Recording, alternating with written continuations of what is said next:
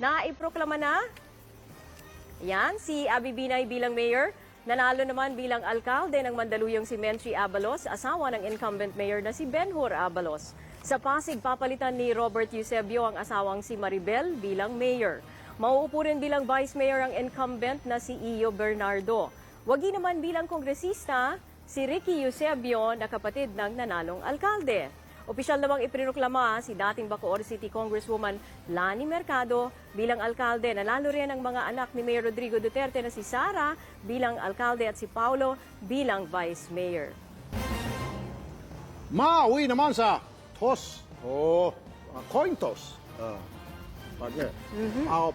Palabunutan para malaman ang susunod na alkalde sa bayan ng Bukawi sa Bulacan. Nagtabla kasi ang bilang ng boto ng dalawang kandidato.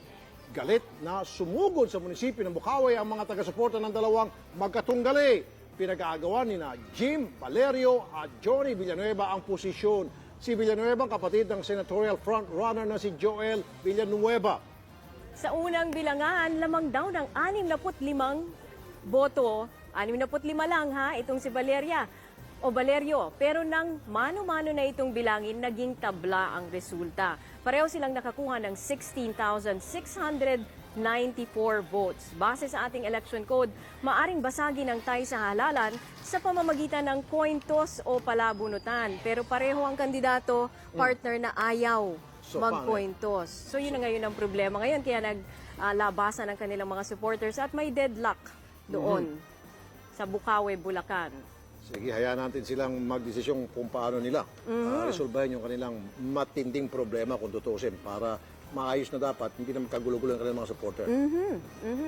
Patapos na ang eleksyon pero mainit pa rin ang bakbakan sa social media. Alamin natin kung ano bang pinag-uusapan ngayon sa internet mula kay Leah Cruz sa All Famous Digital Command Center. Leah.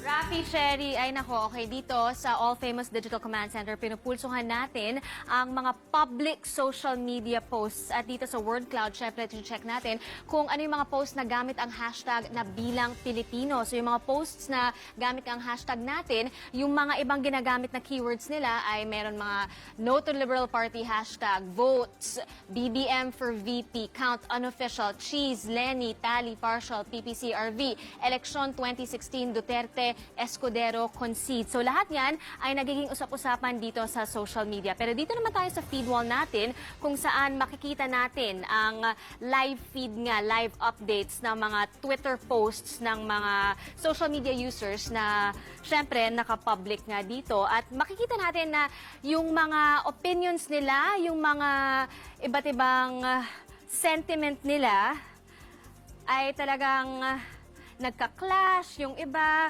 pare-pareho lamang. Ito naman from Alana Barog, yung smiley face na ito, na pinapakita na medyo happy, positive yung sentiment nito. This is a very interesting read. I am for a Duterte Robredo administration. So ito yung pinost niya. At nakikita natin na nagre-react yung mga netizen sa mga nangyayari nga sa results natin.